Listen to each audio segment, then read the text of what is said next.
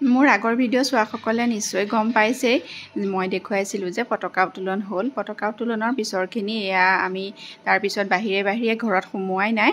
ভাবিলোঁ কেইঘৰমান আমাৰ পৰিয়ালৰ যিহেতু মানুহ আছে আমি একে বিহু খাই আহোঁ। আৰু এয়া হৈছে ৰাতিপুৱা সময়ৰ কথা। আমি দেউতাক দুয়োজনে এনেকৈ সেৱা কৰিছিলোঁ আৰু ভাইটি ছোৱালীও আমাৰ লগতে এনেকৈ সেৱা কৰিছে। তাই বাৰে কৰিয়ে আছে আৰু সেৱা চবকে। এয়া চাওক ধুনীয়াকৈ তাই আমাৰ সৈতেও সেৱা কৰিছে। তাৰপিছত গ'লোঁ, এয়া মোৰ মাৰ পেহী হয়, মই জেঠাই বুলিয়েই মাতোঁ। জেঠাইৰ ওচৰলৈ গ'লোঁ, জেঠাইকো সেৱা এটা কৰিলোঁ বিহু বুলি। আৰু তাৰপিছত গাঁৱৰ সকলো মানুহ এনেকৈ পথাৰলৈ বুলি যোৱা হ'ল। তাতেই খেলখিনি হ'ব, যিহেতু আমাৰ ডাঙৰ ফিল্ড নাই সেইকাৰণে পথাৰতেই হয় প্ৰত্যেক বছৰে। এয়া চাওকচোন। আৰু এয়া হৈ আছে মাইকী মানুহখিনিৰ ৰছী টনা খেল। আমাৰ মাৰ পাৰ্টিটোৱে জিকিলে, মা আচলতে ৰাইট ছাইডৰ পাৰ্টিটোত আছিলে। এয়া চাওক বেলেগ ফূৰ্তি হৈছিল ৰছী টনাত, গোটেই মানুহ একদম য'ত পোট খাই পৰিছিলে। আৰু এয়া খেল দৌৰ হৈছে। আমাৰ মানভীহঁতৰ মানে ভাইটিৰ ছোৱালীও আছে, তাই লাষ্টত থাকিল বাৰু। আৰু এয়া হৈছে ডাঙৰ ছোৱালীৰ মিউজিক চেয়াৰ। মিউজিক চেয়াৰটো মানুহৰ ঘৰৰ চোতালতে এনেকৈ পতা হৈছে বাৰু। এয়া চাওক। আৰু এয়া হৈছে আমাৰ মানভীহঁতৰ মানে সৰু ছোৱালীৰ মিউজিক চেয়াৰ। এয়া চাওক, লাষ্টলৈকে চাব দেই।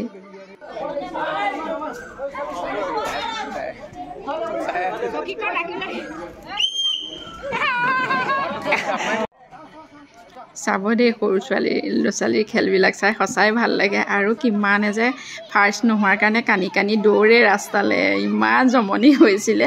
আৰু মিউজিক চেয়াৰত এয়া আমাৰ মানভী ফাৰ্ষ্ট হয়। আৰু আমি এতিয়া পল্লৱীহঁতৰ ঘৰলৈ যাবলৈ ওলাইছোঁ। আৰু তেনেকুৱাতে তিনিগৰাকী ছোৱালী আহিলে হুঁচৰি গাবলৈ। ইমান মৰম লগা, চাওক তিনিওজনী ছোৱালী একদম ঠাণ্ডা মুণ্ডা তেওঁলোকে হুঁচৰি গাইছে, ইমান ভাল লাগিলে।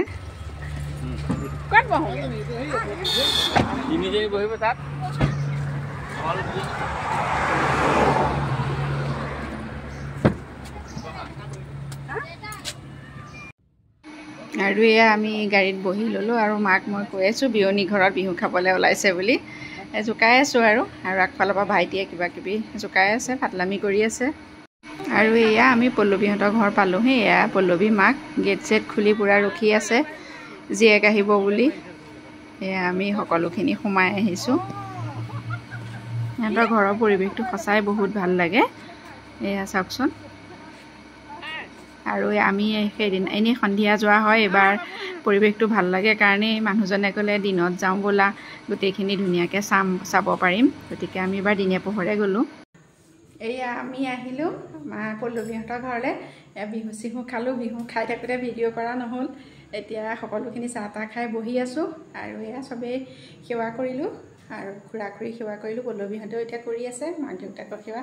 আৰু মই অকণমান এয়া ঘৰ চাই আছোঁ। সেয়াই আৰু এতিয়া যামেগৈ তেজপুৰলৈ। গতিকে এয়া বিহু বুলি আজি কেইবাঘৰতো গ'লোঁ, খালোঁ। এতিয়া সন্ধিয়াই লাগিল, এতিয়া তেজপুৰ যামগৈ বুলি ভাবিছোঁ আৰু।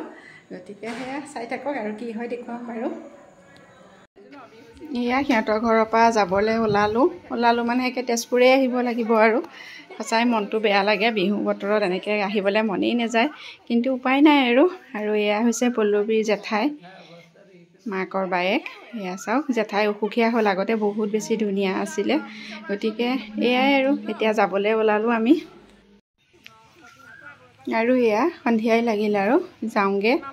বিহু বুলি এবাৰ মানুহৰ বিহু বুলি এইখিনিয়ে কৰিলোঁ, ফুৰিলোঁ, বহুত ভাল লাগিল। ঘৰলৈ আহিবলৈ এনেকৈ পালে সঁচাই বহুত বেছি ভাল লাগে, কিন্তু যোৱাৰ সময়তহে মনটো বহুত বেছি দুখ লাগে, বুজাব নোৱাৰা। গতিকে আজিৰ ভিডিঅ'টো ইমানখিনিয়ে আছিল আৰু কিনো ক'ব আৰু, ইমানতে